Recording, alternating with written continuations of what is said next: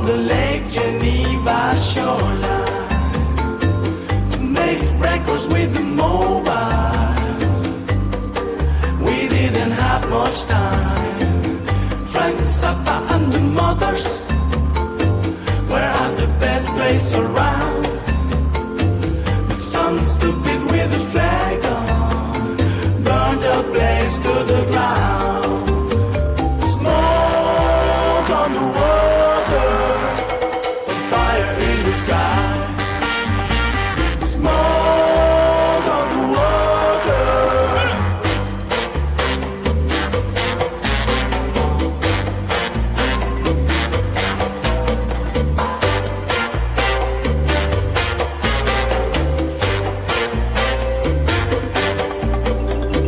They burned down the gambling house. He died with an awful sound.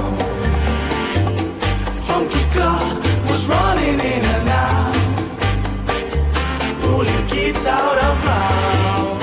When it all was over, we had to find another place. Swiss time was running out. It seemed that we would lose the race.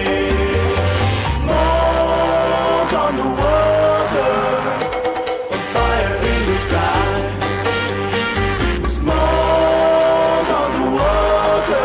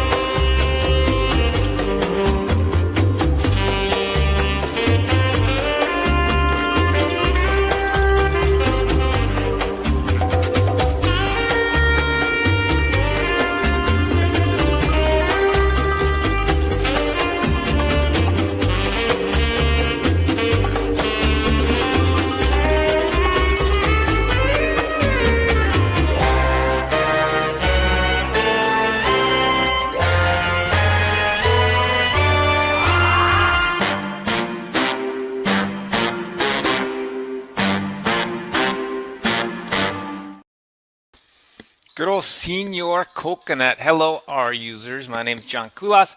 I'm a 20-year professor of industrial and organizational psychology, about 11-year user of OR, but for the last 8 or 9 years, I've also been crafting entire narratives and projects within the same environment that I specify, my R analyses. And so every week, I get together with some compadres and compatriots and collaborators on these sorts of projects that occasionally stop by. And we're here to promote this way of structuring things. So this is sometimes referred to as literate programming. I've been calling it single platform project execution because in my field of psychology, literate programming is not something that really resonates with anybody. Anyway, we're here because we think that this is the way that if you're touching quantitative stuff, if you're at all related to or tangential or working within this broad kind of undefined area called data science, this multidisciplinary area called data science, that this is the way that you should be structuring your projects. And I really feel strongly about that. So it's kind of, I don't know, it feels a little preachy, I guess, to be saying you should be doing this, but really there's no reason not to be doing this because the capabilities that we have and the tools that we have right now just make this so accessible. And so I'm hoping that this becomes something that's more standard and expected instead of unusual from people in my field in particular, but anyone out there who's doing R analyses or Python analyses, this is a very fun and actually kind of rewarding way to structure your work. It minimizes error or the consequences of error. You can go back and correct that error really easily. You have shells that you can take and repurpose for future projects and future similar kinds of things that you're trying to produce. So these weekly slides are a good example of that. And maybe if you've followed me for a while in these weekly sessions, you're getting bored with these slides if you're using them, because there's not a lot of difference on them in terms of their structure. So if you are using the slides and you say, Gulas, I'd like to have something a little more creative or interesting here, drop me a note and I'll change them. It's easy. It's easy to leave them kind of how they are in terms of structure, and I just swap out content.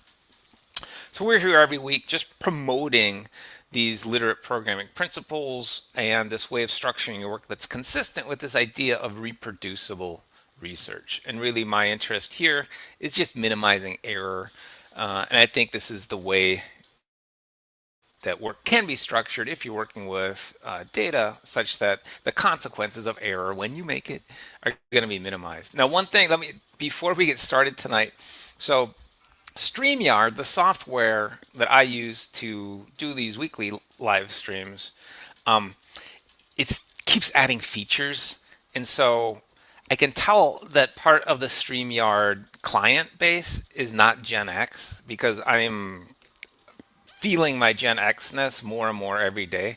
But part of my Gen X-ness is it works. Just, can I just have what works, please? Just no more features. I can figure out a way around what I need to do and what I want to do, but just give me the bare bones what works.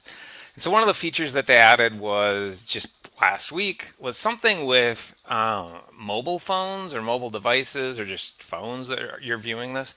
So the consequence of that is what you're seeing here is duplicated. It was duplicated last week. It's going to be duplicated this week, and I'm hoping to avoid it being duplicated next week.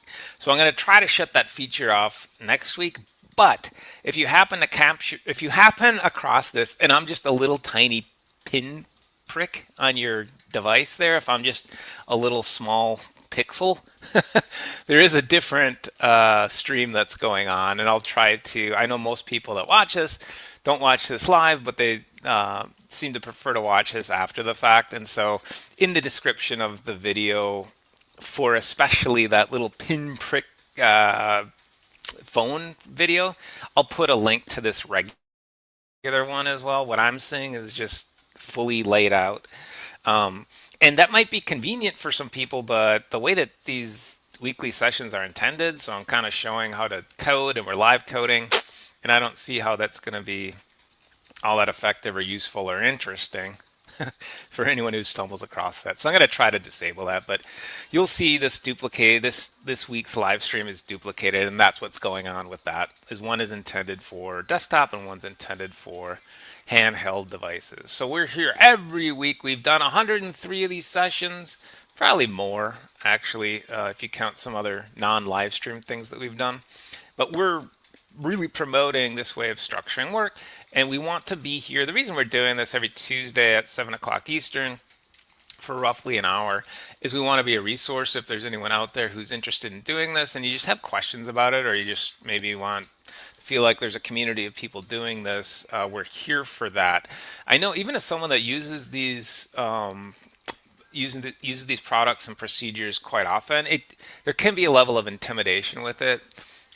Because it seems like the people that are using it a lot, contributing a lot, producing a lot, maybe they have a skill level or knowledge level that seems like it's inaccessible. And really what I want to do is I want to kind of bridge that gap and let it be known that this is accessible with very little knowledge or skill. All you need is interest and a little persistence, and I'm here to help with that as well. I'm not perfect either. I'm not one of these high-level contributors. I'm just a consumer of these products, and I'm learning as I go.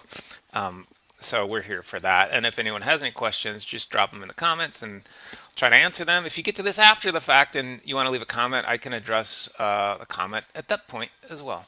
So in the absence of those sorts of questions, what we've been doing is we've been taking just a little capability of these platforms that we're using to help us craft documents, and we've been focused on that single capability 1 week at a time. And tonight we're going to take a look at document layouts. But before we take a look at document layouts and before we get to our normal transition here, I did stumble across, oh, by the way, this week's slides and every week's slides are available in the comments. If you come across this too soon and the comments aren't populated, look in the description of the video and there'll be a link to the slides in the description of the video. I'm hoping that people use the slides. I haven't had much feedback on that, but I have a fun time putting them together, and there's lots of hidden resources in them.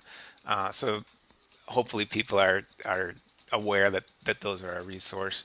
But I did come across this week, I don't even know what I was looking for, but I came across a really neat product that I feel kind of bad that I didn't realize was out there.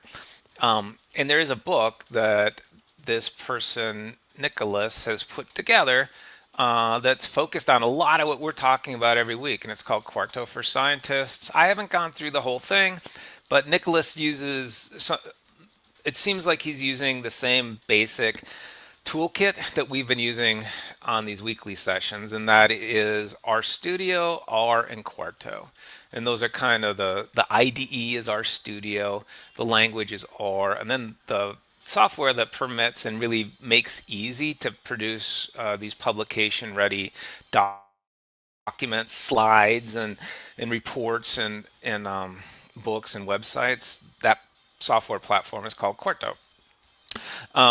And so I haven't gone through this entire resource, but I've gone through a little bit of it, and he has some downloadable files to help support this. It's really well constructed from I hate this word, but pedagogical perspective. So just kind of some of the learning principles that he's incorporated, and I believe there's other people working on this as well. Anyway, I wanted to share it as a resource because it was something that I was not aware of. I just stumbled across this week. And everything I've seen of it is really consistent with the philosophy of these weekly sessions. And I'm hoping to actually dig into it a little more deeply. And I have to because I'm also putting together a resource with the intent of that being something like a traditional 15-week graduate level university course. And I want to make sure that what I'm doing is not redundant with everything that he has. I can see just from the table of contents that it certainly isn't, but I want to see what's there just in case that's something that I need to reference when I'm creating my reference as well. So that's really neat, and check that out. Bookmark that. I'm going to bookmark it, and I'm going to be checking that out more deeply, I guess, or with a little more attention within the next week or so here, as long as I have time to do that. I've been reading so many literate programming kind of source material things that'll be a nice change of pace for me. All right. So because every week we take a look at these topics in an unscripted, exploratory way, what I try to do at the beginning of each session is to recap what we found and what we learned the previous week. And hopefully that is presented in a way that's a little more consistent with some of these pedagogical, I hate that word so much, principles in terms of being a little more, I don't want to say tutorial because that's the wrong word, but in a format that's a little more consumable in terms of learning about these topics. All right, so let's get into our transition here.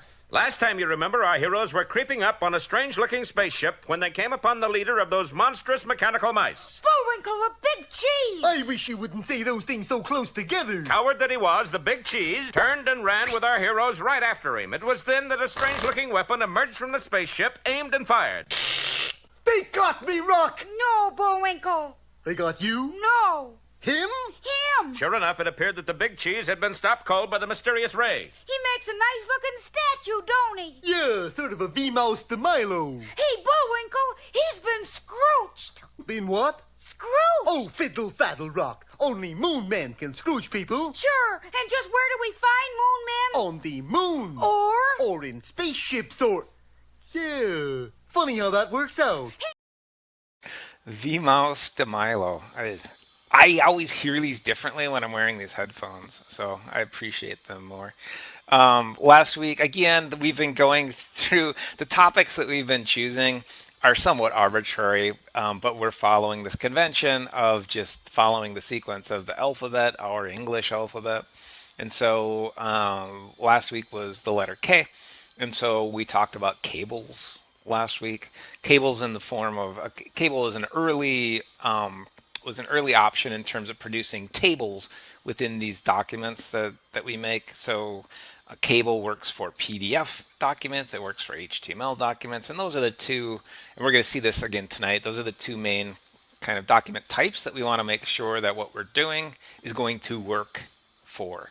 Now there's a third document type, which is kind of Microsoft products, PowerPoint, and .doc files or normal Word documents.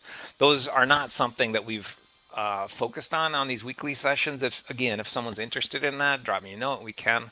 Absent that, I'm not going to. I'm not a, because I love these principles so much. I'm not a huge Microsoft user. I don't really have much need for that at this point, other than to kind of, it's so pervasive that people will send you stuff. They'll send you Microsoft products. So Google's been helpful for that. If someone sends me a Word document, I usually put it into a Google Doc.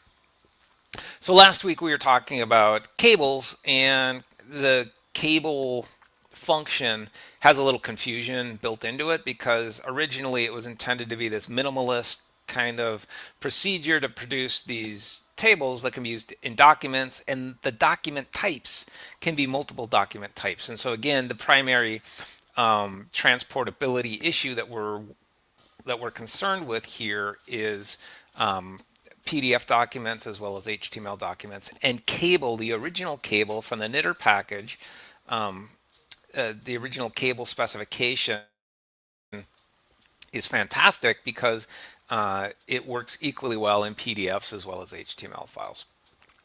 And so what you're seeing here on the left in the R chunk is you're seeing a label that we're giving to the output of this chunk such that we can reference it later and cross-reference it. You're seeing a caption, so empty cars, vars trunk, and then that's completely reproduced here. And then output location, that's used in these Reveal.js slides, and that says whatever is being processed here, give me the output of that adjacent to the code. And so it's something that I typically do use on these slides, and I'm just kind of trying to be transparent in terms of how we get that on the right, how we get that to be rendered. The commands for it are just kable, and so it does come from the knitter package. The knitter package is something that has a lot of functions in it, but, and it has a lot of capability and importance just for creating these documents, combining code and narrative. So knitter is the traditional engine that has enabled our ability to use narrative markdown as well as analytical code together in the same document. So knitter literally knits those two components together. But the kable function is an old one. It comes from 2012, 2013 kind of era, and it was created by vi-vii, this remarkable, prolific contributor to all this markdown stuff, all of this literate programming stuff prior to Quarto. And so I just left one parameter in here. These are sometimes called arguments or parameters, but the parameter that I left in here was call.names because I find it very useful. And so there was no need to really specify MPG, SIL, and DISP displacement, but I wanted to leave those in just to let people know that this is a great way to amend the way your table looks without changing the data object itself. And so that's important as we're creating these literate programming documents where we have early stuff happening to data early in the document, and then we have maybe some more transformations and analyses, and then we have more transformations and analyses. And so doing something like changing the name of elements within your data objects, you may not want to do that. And so this is a great way around it. I can actually leave everything alone, but just ask for it to be rendered differently within the table itself. And there's all kinds of workarounds that people have for this, and I've done this myself, probably a little guilty of this, is you can also just make a duplicate object just for the purpose of this, but that clutters your environment, and that's not very efficient. So having call names within the function itself, I just love it. It's fantastic. I love it so much. Now, Kable was intended to be minimalist. It's not supposed to have a lot of what I call goop or a lot of formatting on it. Kable Extra is a package, and Kable Extra has a similar function to Kable built into it. It's called KBL, and this is where some of the confusion, I think, stems from in terms of online resources and help and documentation for cables, because a lot of the resources that you'll see if you do an internet search for how do I create a cable, it'll not do a good job of identifying whether the recommendations are coming from the original cable specification within the knitter package, or whether it's coming from Kable Extra, which is this kind of added on. It's intended as an add-on to cable. And so the philosophy of Kable Extra is they wanted to be able to pipe cables. And so piping, of course, is this percent arrow percent operator. It's called a pipe. It was very popular. It was first introduced with the package McGritter, I believe. Now it's folded into the tidyverse, and it's a very popular way to structure kind of specifications within your scripts. And so Kable Extra says, hey, I know cables are intended to be not very fancy, but let's make them pipeable. So let's actually take a base table, which is what's happening here on lines 8 and 9, and let's goopify it a little bit. Let's add a little complexity to it. And that complexity is happening here on lines 10 through 13. What's my comment? Souped up knitter cable and tentative. Yeah. So the KBL command itself, there's a lot of redundancy with KBL and the knitter cable. These, for the most part, can be considered to be the same essential function.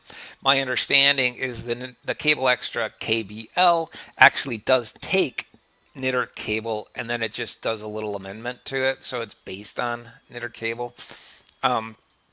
If you're going to goopify your cable at all, the recommendation is to go ahead and specify KBL instead of cable, but again, it shouldn't matter all that much. My YAML specification here in the code chunk is the same structure, label, table cap, and output location as we had in the knitter cable. The only real difference here is the making it look fancy. And I make it look fancy. I just chose a few options. There's all kinds of things you can do with Kable Extra. The primary thing I did with the one on the right is I added a row above. This is very helpful for organizing things in terms of your tables. And the way that that's actually done is here on lines 12 and 13. So add header above. You can add a header above. I believe you can add a header below. It's still called a header, I believe. The actual the structure of that is a little funny. So you need to add up to all of the columns if we're doing this. So 1 plus 3 equals 4, and there's 4 columns on this table. You can have a blank column specified in terms of the content. So what I'm telling it here is leave the first column blank, but then span the next 3, and that's what's happening here with 3 vars. The other things I did was I made a cable classic, and that's giving it these kind of accentuated black lines here on the top and the bottom and the middle. So that the horizontal lines, that comes from a styling called Cable Classic. There's different stylings that you can apply. And then one of the neat things about Kable Extra is you can isolate rows, columns, or even cells. And so I just isolated one of the rows here, and this it doesn't count the header row or rows here. I guess I have 2 header rows, but it starts the row identification at 1 right here. So this is row 1. This is row 2, and in row 2 I said just change the background color, and so we used our standard badass that we use on these weekly sessions because I think it's a funny name for a color. The only reason that I subsetted 29 through 31 here was to give a little differentiation on one of these variables, on the qualitative variable here that looks like factor levels. So VC and OJ, I just wanted a little differentiation, and the way that this particular data object comes is the first 30 values, the first 30 rows are all VC. And so that's why I chose 29 through 31. So those are cables. Cables are fantastic. They're very flexible. They're very powerful. And if you want to make it look a little more, if you want to control how it looks, you can also use that cable extra package. Now there's all kinds of different ways to specify tables using these processes that we talk about every week. Kable is just kind of an old school one. So cable's been around, other than pure markdown, cable's been around the longest in terms of specifying tables. So it was fun to revisit. I haven't used cable much recently. I kind of found a couple of new packages that I prefer, but sometimes as I hover over my water here. But it's good to have other options in your toolkit, because one of the things that does happen using these processes is you're going to encounter what looks like catastrophic error more frequently than you are if you're doing something like writing a document in Microsoft Word. Now, they're never catastrophic. They're always surmountable. But you're more likely to run into a scenario where you have to get creative with a solution. And so in those contexts, it's really important to have a couple of options in terms of how you solve the issue. So for example, I'll give you a concrete example. I've had papers where correlation tables, have been just too big for a page. And you're going to want either to break that up over multiple pages, or you're going to want to shrink it. There are different ways that you can overcome something like that. And it's nice having different packages that give you different routes to the same solution. You're just trying to get the table to render nicely so it looks good. And there's different ways of course, there's just like everything with R, there's multiple ways to accomplish that. So tonight we're going to look at layouts, and there's all kinds of things we could look at with layouts and the document layouts, and this is where content goes within your document. What I thought we would do tonight is, originally I thought we would talk about images and controlling the placement of images. One of the things that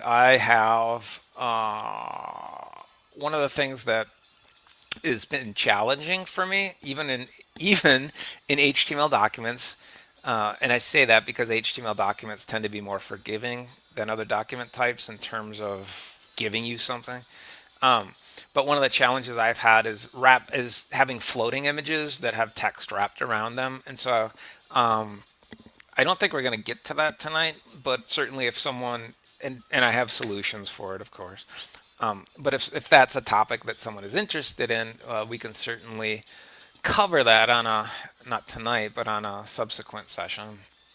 So absent images and floating images, what I thought we would take a look at is primarily just where the content is placed. And there are a few different kind of areas of focus here. And so and we're using a specification that comes from the HTML document tradition, but it's fine. We could actually use these terms with PDFs as well. And what we're going to do tonight is we're going to take a look at layouts and see how portable the syntax is for controlling layouts across different product types.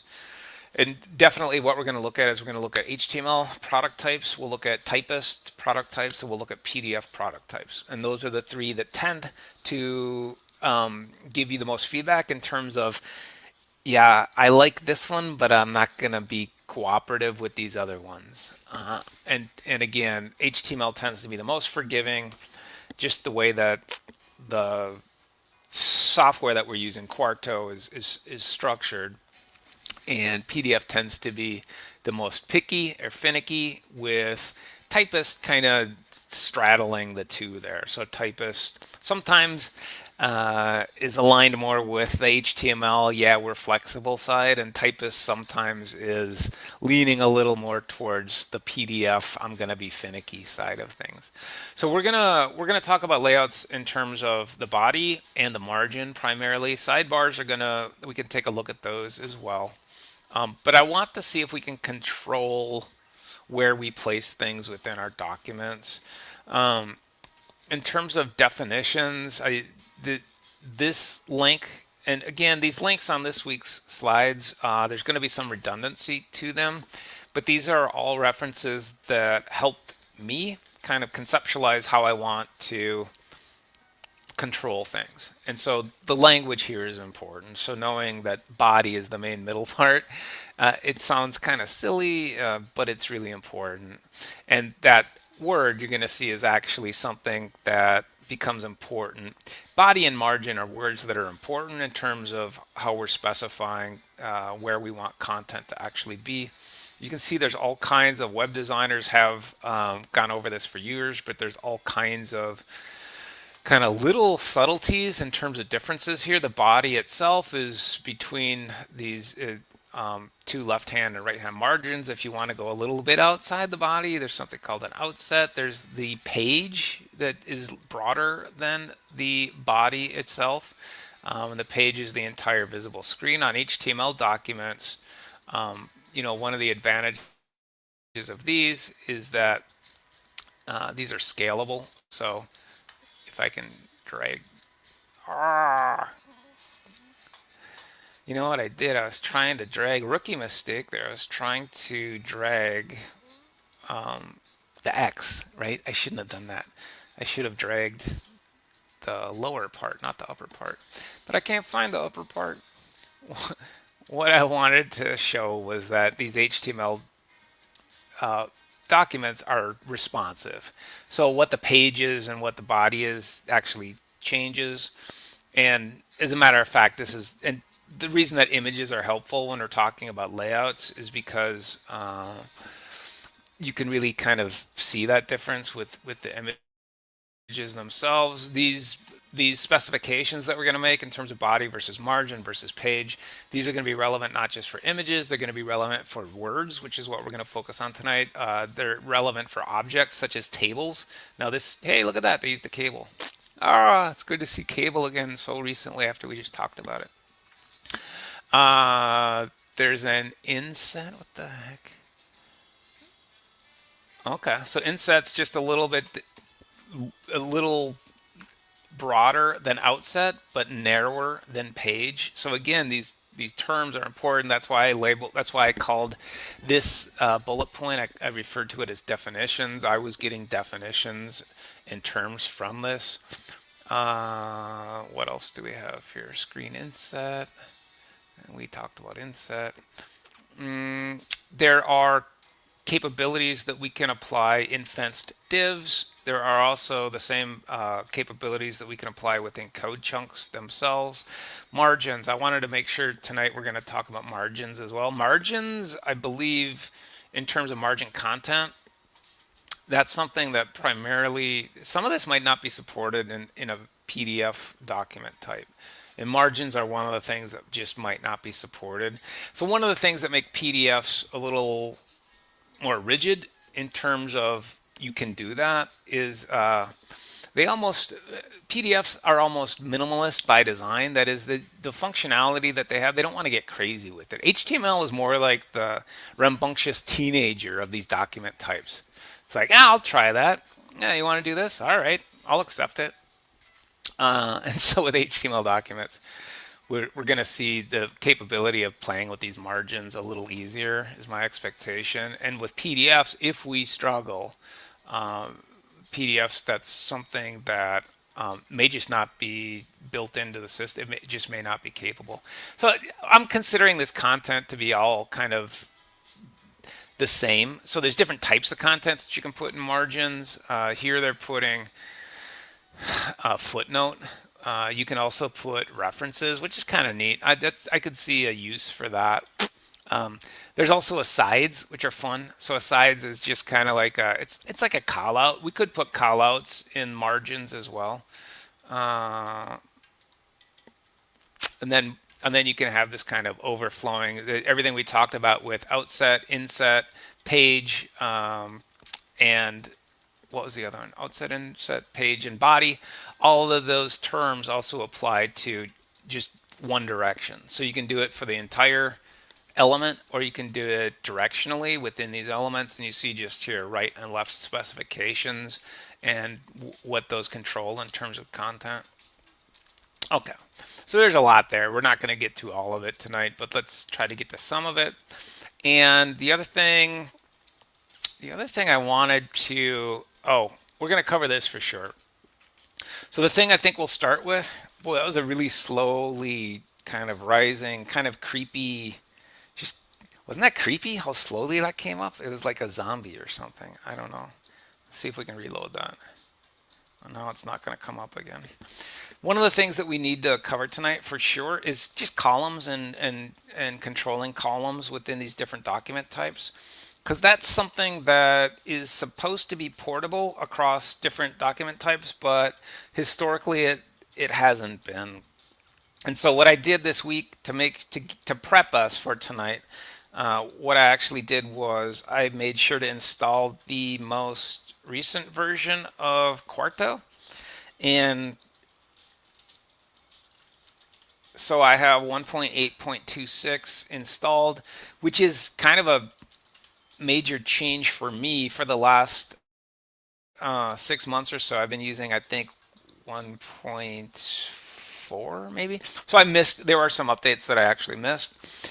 But because we're going to check out some of these column specifications, I wanted to and because historically these column specifications have not worked equally well across different product types, I wanted to make sure to have the most recent version of Quarto. So I have that. So let's go into R and let's play. Let's play. Now, I don't think I need a project folder. Every time I say I don't think I need a project folder, we regret it. So I'm probably going to regret it. But let's just do a Quarto document.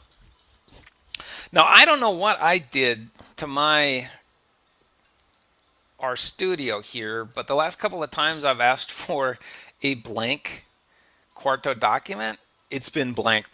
Like it hasn't, there's an option here to create empty, but this create should come somewhat populated. Of course, now it does. Maybe I did hit the create an empty document button. Maybe that's what happened. I'm going to override spot. I don't remember what spot is, so I'm not sure I really want to replace it, but we'll replace it. That's fine. And the reason we don't need a project folder is I think everything that we want should pop up in our preview panel in RStudio. And again, I know I say this a lot, but my recommendation is always to try to render the document without having much change to it, just to make sure that everything is loaded okay and works. And the column specification that I tend to use most frequently is called just .columns.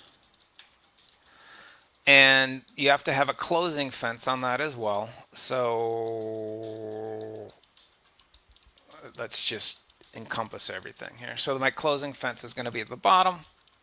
So we're going to have everything here within columns. You can have as many columns as you want. Let's just do 2 of them to kind of show what's going on. So I have the specification within the columns fence itself is the way I've been structuring them, and I believe these are the values that are expected. I'm not sure, we could check this, but I'm not sure what else is intended to go into columns. Now there's other goop that we can apply here, but in terms of what's expected is what do I want my column width to be relative to the page itself. And so we'll do, just so we see a little difference here, we'll do 35, 65. Let's do that. And so I'm going to stop that column here after my running code. So the expectation is, in terms of my layout, this information right here should appear in a left-hand column spanning 35% of the page. And we'll put everything else then in the right-hand column.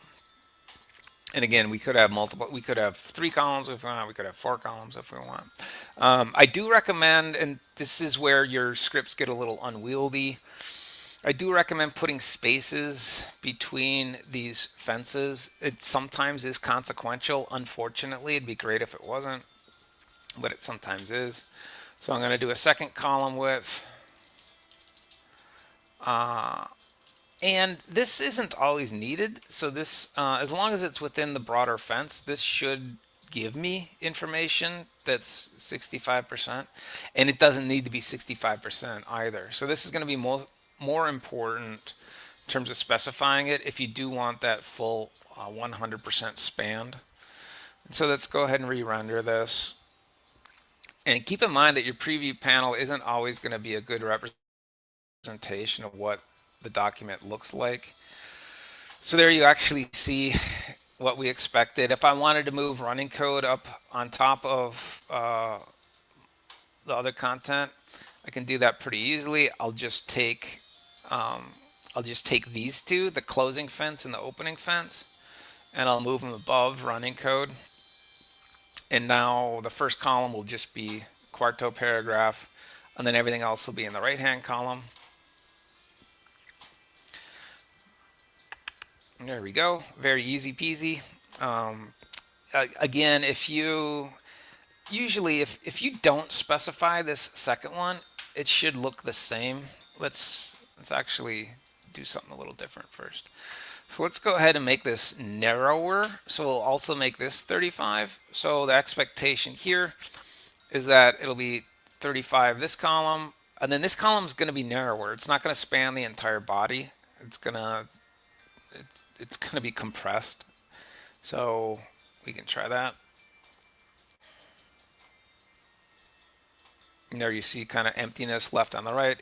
So controlling layouts in HTML files is really easy. It's really straightforward. This is my preferred way to do it, is to use the dot column specification. Now I'm going to take out the second column specification. So all I have here is, first of all, columns is spanning the entire content. So everything in here is going to be encompassed within it. It's going to be affected by this request. But I've only specified the column width for the first content. So my expectation is by default, the rest of it should be in the remaining elements of the body. So this should be the same as doing 3565. Oh, it's not. Okay, that's interesting. So that may be working a little differently in Quarto 1.8. It may have been a bug that I was kind of taking advantage of, but I was being lazy with some of my scripts, which you shouldn't do. So don't be like me. But instead of being lazy, you should actually specify the column width that you really want. And so if we do that, we see it looking like we want. I'm going to change this to, no, I'll leave it. Let's actually leave it, and let's see what happens when we ask for our typist and our PDF documents. And my expectation is, unfortunately, these aren't going to work. They're supposed to work, but I don't think they're going to work. Now, typist, maybe it'll work in typist. No, it's not working. So, and this is traditionally one of the differences. There's that Q. I love the typist Q. I love the typist Q. Traditionally, this is one of the differences between PDFs and HTML file types is you need a different way to specify columns. Now, I know within the typist documentation, and for that matter, the PDF documentation, there is a way to apply columns to the entire document, but that's not what we want. So if you want your layout to be consistent within your document, you can add that within this front matter here. You can add commands, and those are readily available on the Quarto help pages. You can find those. What I'm interested in is targeted elements. So even though we have everything here displayed, let's pretend that we have more content beyond this. Let's look for our lorem ipsum generator. Let's get a bunch of lorem ipsum in there. Boy, there's a lot of these, aren't there?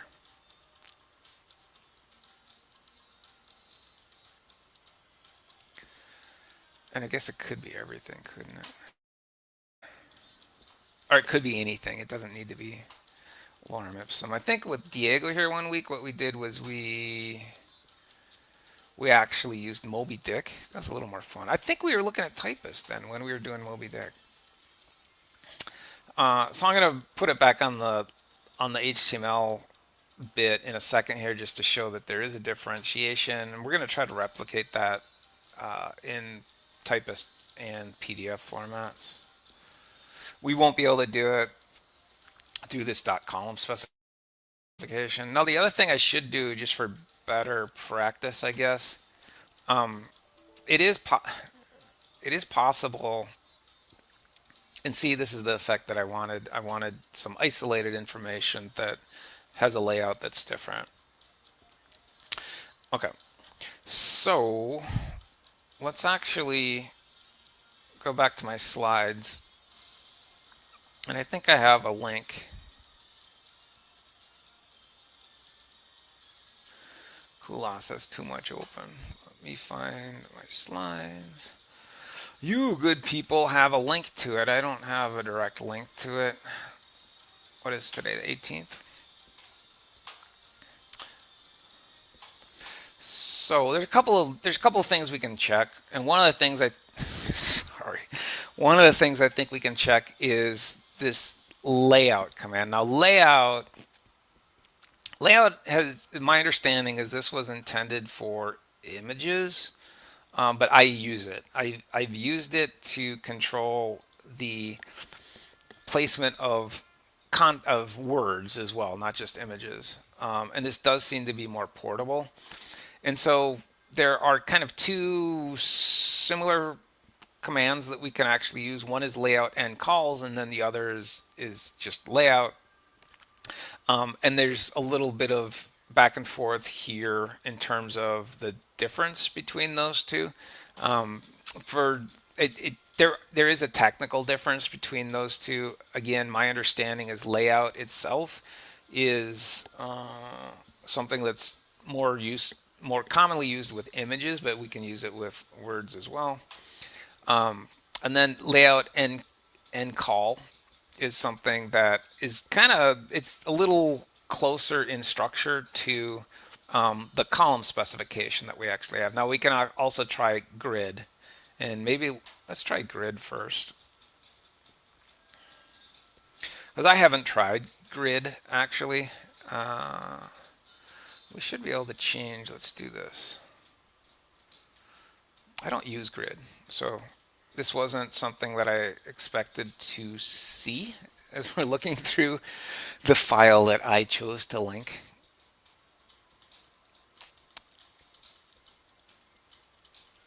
G call. Now the numbers obviously are going to be consequential, so we'll have to look up what those numbers actually refer to. But I'm just switching .column and .column width commands. And the better thing to do here instead of me typing would be to copy, so we're not messing anything up. Let's take a look and see what the .6 is referring to. I think I have seen these before where the anticipation is that those are going to add to 12. No, they have 10 here. Okay. So there is a number that these are adding to. Okay. So there's different values with different kind of resulting layouts. G call 6 is going to have a little gap. And that's fine. I think we'll go ahead and do that. Let's see if these work. So we're going to see if they work in HTML. They should, because the example is HTML. So my anticipation here is these are going to change from 35 and 65 to half and half with a little gap in the middle. Now there's a gap here as well, but that gap is primarily due to learn kind of wrapping on the next line. If I had the letter A there instead, it would probably be closer. I know that's not grammatically. Oh shoot, I already changed the grid, didn't I? I changed the grid. There it is. I mean, that works great. The question is grid gonna work in PDF or typist? Now, my guess is it's more likely to work in a typist PDF, typist specified PDF, than it is in PDF. And I know grid is actually so it didn't work in typist. And I know grid is actually a word that is a technical word within HTML contexts as well. It's a layout specification that is meaningful in HTML contexts. Okay, so grid did not work in either PDF or typist. It's good to know, but we weren't really crossing our fingers too much on that anyway. So what I was hoping to take a look at was endcall. Here we go, layout endcall. So endcall equals 2. Yeah, and you can get kind of complex with this. So we haven't tried layout yet. Layout lets you get really specific in terms of where things are placed.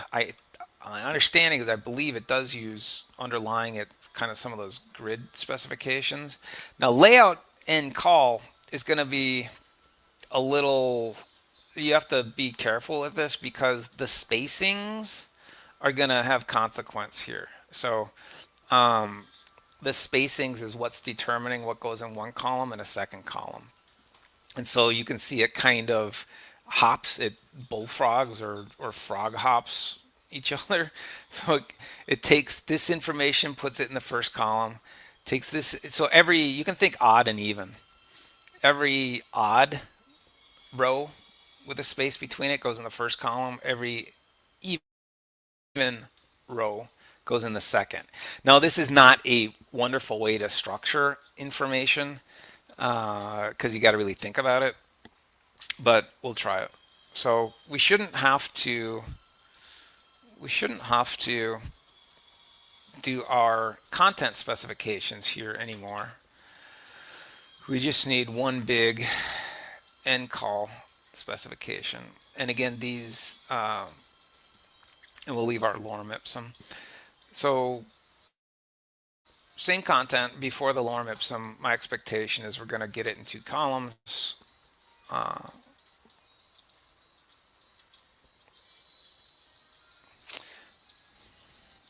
There's no dot on this one. You got to be careful about those dots. And if I could find my equal sign, we could try it.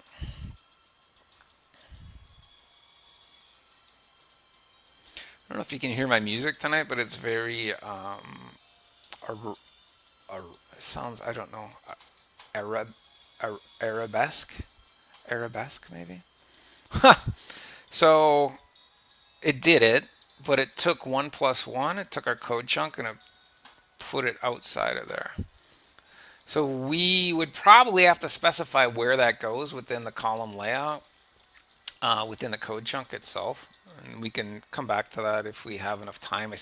I keep running over on time. These aren't supposed to be 2-hour sessions. They're supposed to be an hour session. So typist is an exact replication of the HTML. And by the way, as you're testing these different capabilities, my recommendation is to see if you're testing out something new that you're not exactly sure how it works. I do recommend trying it in HTML first and then see if you can get it to repeat within these different formats. It did actually fully represent our HTML document within a PDF as specified through typist. That's awesome. I'm not sure. PDF with layout end call. I don't know that I've ever tried this.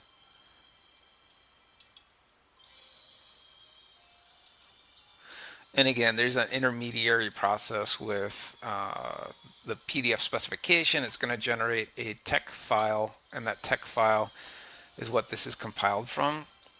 Okay, it did. You can see there's no gutter.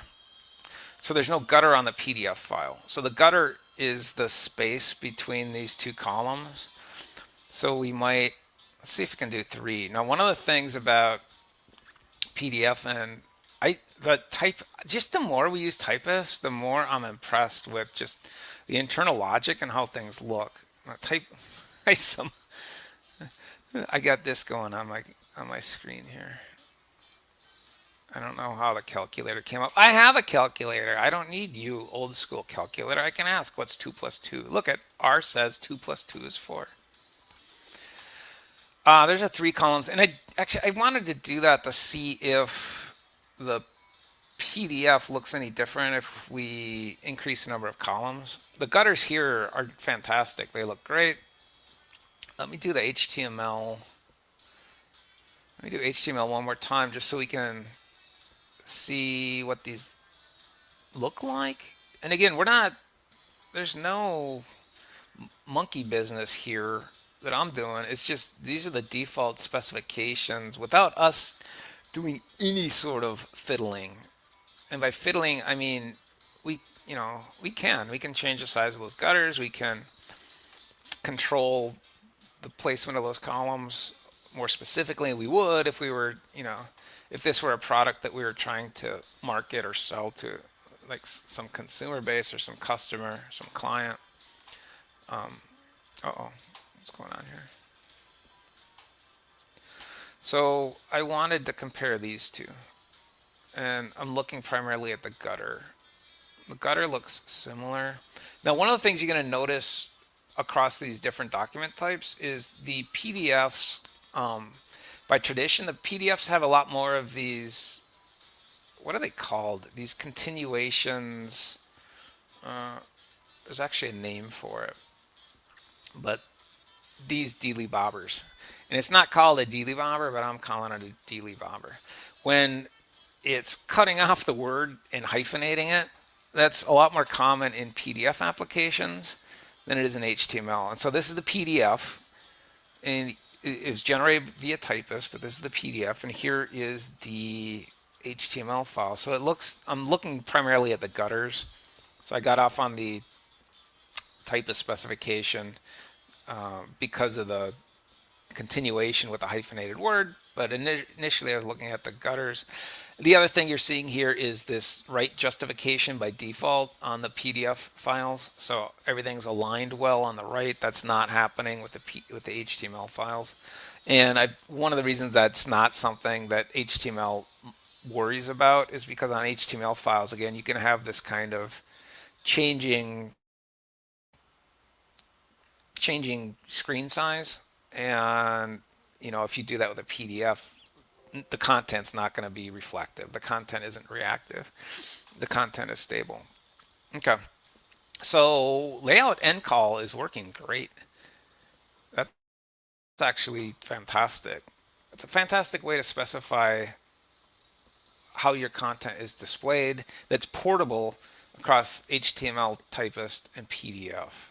Now that's fantastic. Now next week when I do my overview, again, what you're seeing here by default is you're seeing no gutter. It's not as messy with 3 columns, but definitely there still is absolutely no space between the gutters, and we should be able to change that. We should be able to change that within the YAML specification for our PDF. But let's try one more, since we're kind of running up against the clock here and nobody has any questions. Let's try one other thing, which is this more complex layout specification.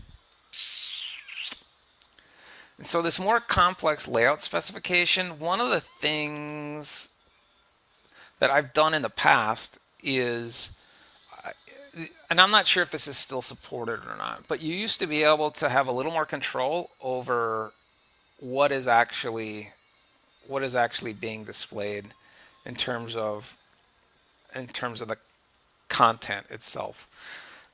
And so I'm curious to try that. So let's try layout. So layout, I believe, if we can find, where's this week's slides? Again, I got so many tabs open. We didn't get the margins. I feel bad about that. Again, if anyone has any questions about this stuff and want to see me go over something, drop me a note, because otherwise it's just me kind of sitting here doing what I think is fun or neat. This is the layout I was kind of thinking about. Now it follows this row column convention, and again, it's intended for images, but we should be able to apply it to non-images as well. I don't have any belief that this is actually going to work right here, but we're going to try it because I didn't really look at it. Yeah, the PDF does not like that. Let's see if the HTML file does anything with that. Oh, I'm definitely missing a quote, aren't I? If there's a start quote, there should be an end quote. So what's happening here? Where did I take that from?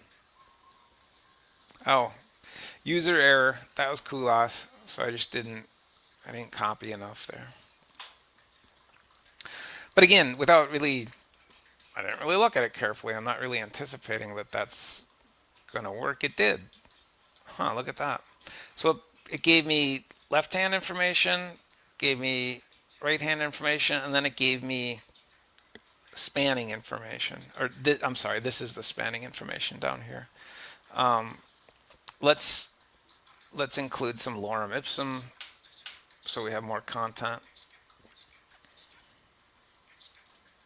Whoa. And then we'll go back to PDF and Typist and see if that actually works.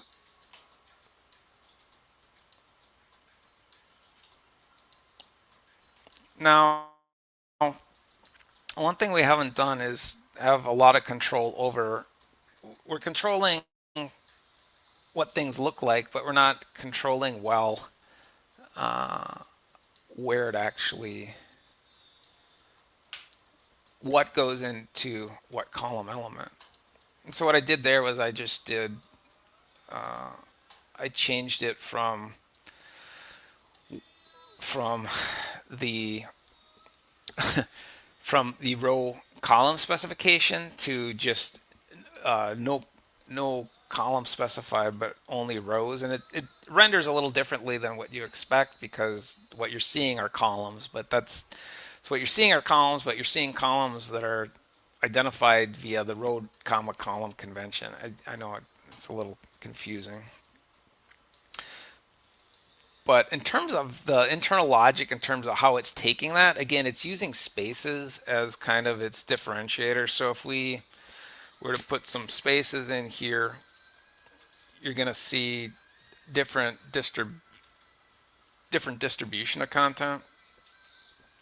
And then again, you'd probably drive yourself crazy trying to structure a document like this, such that you can control the content.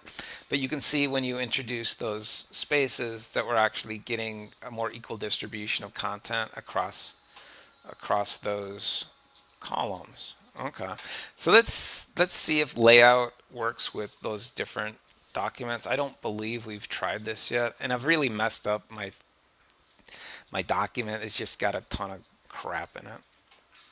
Wow, look at that. Typist, you're working. Now why, Typist, why are you giving me this on the bottom where I only have 2? So this little bit I'm unsure about. So I'm not sure where that's coming from, unless we have some straggling end fences. I don't see a straggling end fence.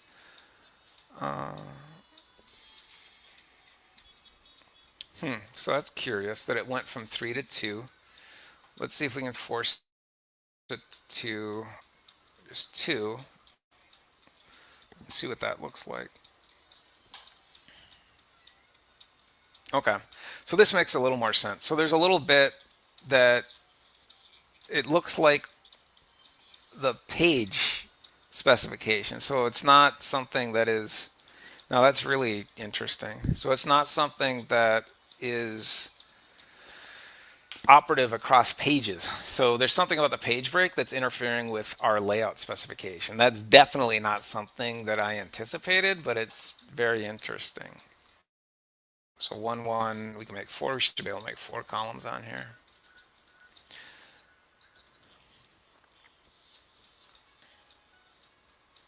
Yeah. Okay. It did. So it's not the page break. So it does have some internal logic where it's breaking a little bit at the bottom. So it's breaking a little bit where we didn't want it to. And I don't know if that's just because I have too much content there. That is interesting. It's not breaking with 2 columns, but it seems to be breaking with 3 and 4. And so this, again, this might be something that the layout specification might have some limited capability in terms of the number of columns. I did do a little reading about that. So some of these specifications that we're trying across these different formats are going to work for 2 columns, but not for more than 2 columns. And that could be what's going on with Typist. Now the other thing that we can try is again, we'd have to play with the gutters, but that's awesome. That is awesome in terms of portability for specifying columns across Typist, PDF, and HTML. So next week when I do my recap, probably going to make a little table in terms of what works well across these different output types. And then with a caveat in terms of we'd have to play with the gutter. Play with the gutter on the PDF document type itself, because we definitely would want a little more space there. Now, one of the things that I'm curious about is with layout, I think it's layout, we should be able to kind of control what goes in the first and the second with kind of empty fences. So first and second shouldn't render, but I'm curious if they actually isolate content for us, because that's what we want. We want to have a little more control over what goes in column 1 and column 2 than just using these spaces. So PDF didn't like that. It put everything in column 1. Oh, you know what it did? It saw this as the ending fence. So that's not going to work. It is not going to work. These nested fences, they get really messy. And so I don't think this is going to work either.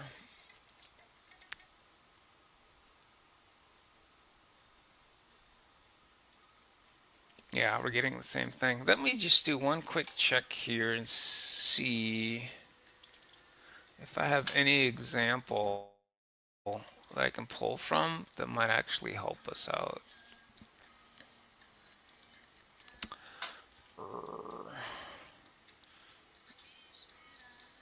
Now I'm seeing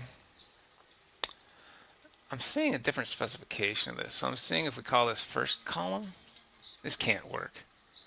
If we call this second column, I don't think this is going to work. But let's try it again because it's more forgiving. Let's try it with an HTML first. And again, as we're kind of getting to the end here, keep in mind or remember that you're going to see 2 of these. You're going to see 2 of these weekly sessions. And that's kind of this week and last week. It's a function of the software that I use for these, and that's not going to happen again. I don't think. So the other thing we could try is we could try a little different specification of layout. And I've used this specification before, this kind of percent, this percent specification. Yeah, it's still not liking that. It doesn't like first column, second column. Okay, so that's something that maybe I'll do a little work on in the interceding week and see if I can get that to actually be operative, because I know I have got, and the layout's not the typical way to control this, because layout does have some quirks to it. And again, my understanding is layout is intended more for images, figures, than it is for text-based content. So me putting those fences in with first column and second column, it kind of messed things up a little bit. Looks to me like it was trying to close the fence. So no matter what I put onto the fence, it was trying to close it, and that's not what I wanted to actually happen. So, okay.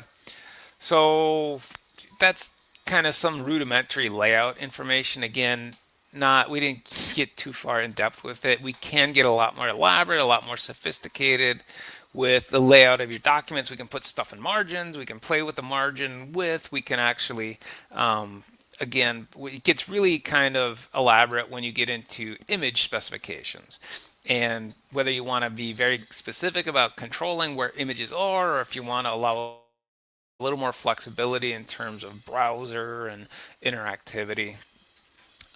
So maybe in a couple of weeks, I'll have to think of so we don't have I again, but maybe when we get to P, we'll do pictures, and we'll talk about placement of pictures within these documents. Okay, so there's layouts.